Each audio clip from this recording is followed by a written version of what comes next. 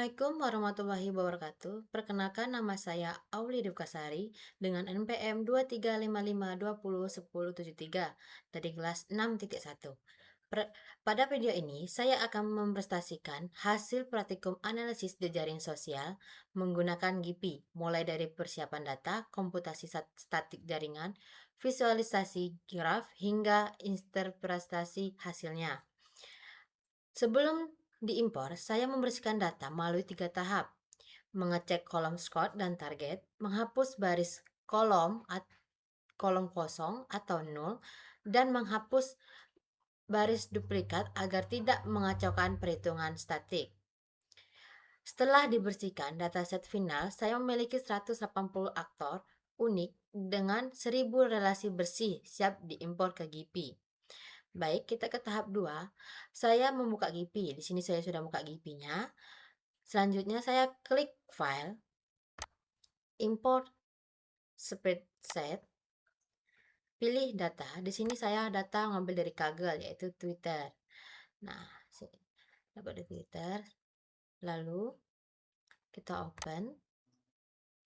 Pada panel impor, saya atur import as menjadi unstable dan separator, koma, dan card setnya UTF-8.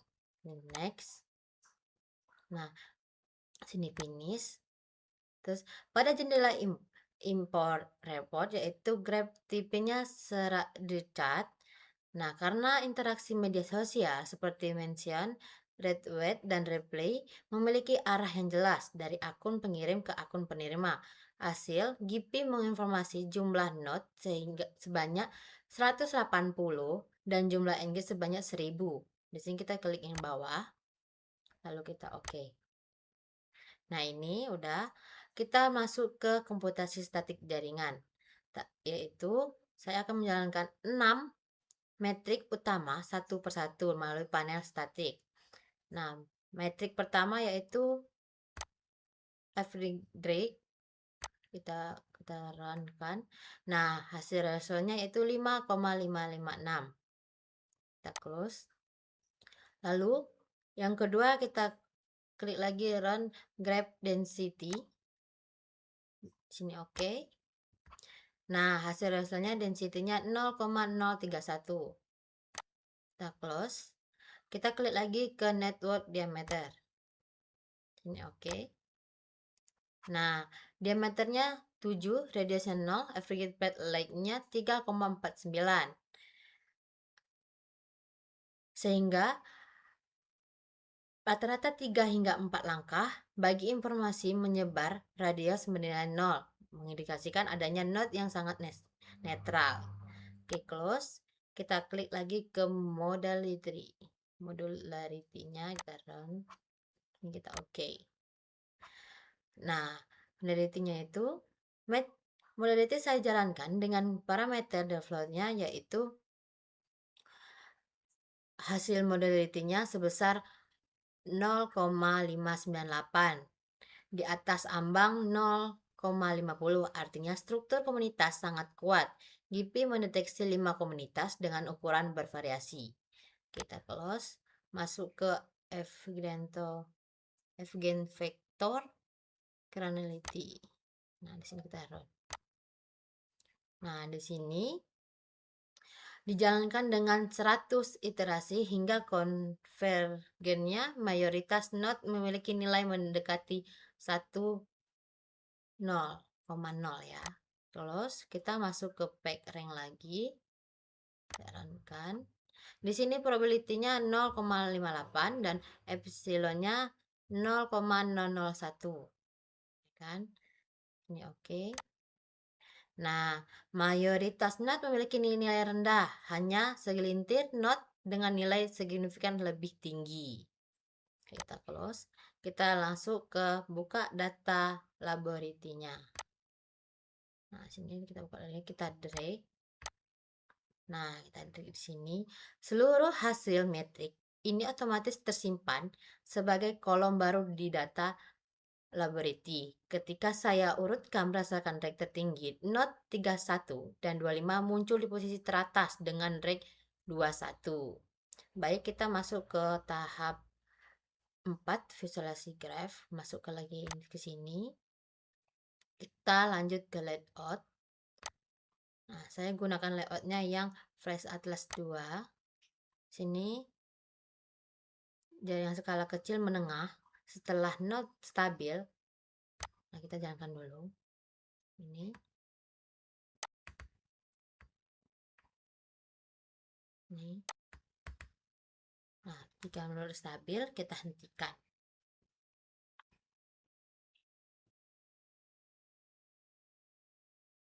Belum. Karena masih bergerak ini.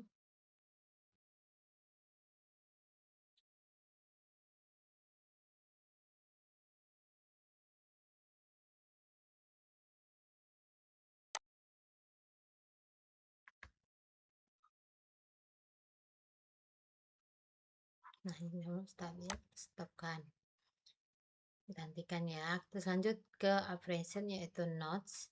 Kita pilih versionnya. Kita klik di sini, kita modality fast. Nah, di sini apply. Nah, sini sudah ya kan? Sehingga setiap komunitas ini memiliki warna yang berbeda nih, warna yang berbeda. Masuk ke size. Kita pilih ranking dan kita pilih di sini yang ini eigenvector centrality. Di sini 10 dan di sini maxnya 60. Kita apply kan. Nah, rentang minimum 10 dan maksimum 60. Node dengan pengaruh besar tampil jauh lebih besar. Nah, ini ya. Nah, terus ini graf yang terbentuk menampilkan 5 klaster warna berbeda sesuai 5 komunitas. Hasil modality node besar terkonsentrasi di titik strategi pada tiap klaster. Nah, terakhir di sini saya masuk ke preview. Di sini kita klik show labels, kita refresh. Nah, ini aktifkan show labelsnya, lalu ekspor hasil visualisasi untuk dokumentasi laporan. Nah, ini ada ekspor ya di sini. Sip. Baik, kita masuk ke tahap 5 yaitu analisis struktur jaringan. Kita masuk ke overview. Nah, terus mengidentifikasi aktor sentral. Kita masuk ke data laboratoriumnya lagi. Untuk mengidentifikasi aktor sentral, saya urutkan data laboratorium berdasarkan 5 metrik: drag dan width dan closeness dan vector dan page rank. Nah, node 31 dan node 25 paling populer dengan drag tertinggi 21. Nah, node 165 ini yaitu menjadi broker informasi dengan width tertinggi 1469,49 dan node 31 yaitu juga influencer utama dengan eigenvector mendekati 1,0. Node 46 paling strategis dengan PageRank tertinggi. Aktor populer, broken, influencer, dan aktor strategis ternyata tidak selalu sama. Node 31 unggul di 2 metrik sekaligus dan paling domain. Sedangkan Node 156 dan Node 46 punya peran spesifik masing-masing. Baik, kita masuk ke tahap selanjutnya. Sini ke analisis Gyan. Kita bisa pilih filter, topologi, analisis Gyan di sini. Kita jalankan filter. Nah, sudah saya jalankan Gyan untuk melihat apakah jaringan didominasi satu komponen besar. Nah, ini tuh ada kan komponen besarnya, kita stopkan. Baik, kita remove. Kita masuk lagi topologi, terus pilih yang drag ranknya. Di sini kita pilih yang 10 ya.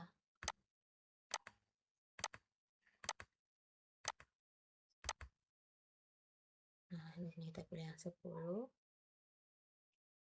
mendekati 10 sampai 21, jaringan menyusut dari 180 menjadi 120 knot atau 71% dengan 6,59 engines, terus atau 65,6%. Mayoritas koneksi berasal dari knot di brake menengah ke atas. Nah, ini kita stop karena hasilnya tertutup dengan layar wajah saya. Baik, sini kita remove. Kita masuk ke filter lagi, yaitu attributes. Pilih first session. Kita pilih modality class di sini. Nah, di sini kita pilih ketika satu komunitas dipilih, jaringan menyusut menjadi 46 knot atau 25%, 56% dengan 239 Ng. Nah, dua komunitas digabung menjadi 86 knot dan 466 Ng. Tiga komunitas digabung menjadi 122 knot dengan 675 Ng, menunjukkan komunitas saling berhubung meski tidak punya identifikasi klaster yang jelas. Baik, di sini kita udah rubah, kita masuk ke sini lagi. Difilterkan. Nah, nih. Hasilnya maaf ya, kan tertutup tidak nampak. Stop. Lanjut lagi ke tahap ini, kita filterkan lagi. Nih. Kan? Udah tuh. Stop. Saya hanya 4. Sekarang 4 aja. Tapi bisa kalian mau 5 juga bisa. Ini kita stop.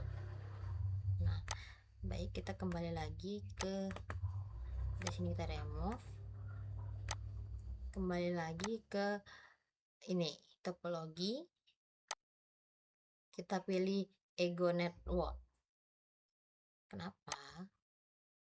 Nah, di sini kita untuk node ID 1 dengan kedalaman 1, hasilnya jaringan kecil baris 12 node dan 17 Ng, lingkaran interaksi langsung dari akun tersebut. Nah, ya ini kita masuk yang 31 tadi, aktor 31, sini kita klik OK, filter. Nah, ini ya kan. Nah, kita stop. Masuk lagi yang ke 25. Kita klik OK, filter. Nah, ini sebagai perbandingan, Ego Network node ID 2 menghasilkan 13 node dan 21 Ng, sedikit lebih besar. Nah, perbandingan sebelum yang sudah difilter, perbandingan antara graf awal berisi seluruh 128 node dengan graf hasil filter menunjukkan struktur jaringan berubah tergantung sudut pandang analisis yang digunakan. Nah, inspirasi karakteristik jaringan.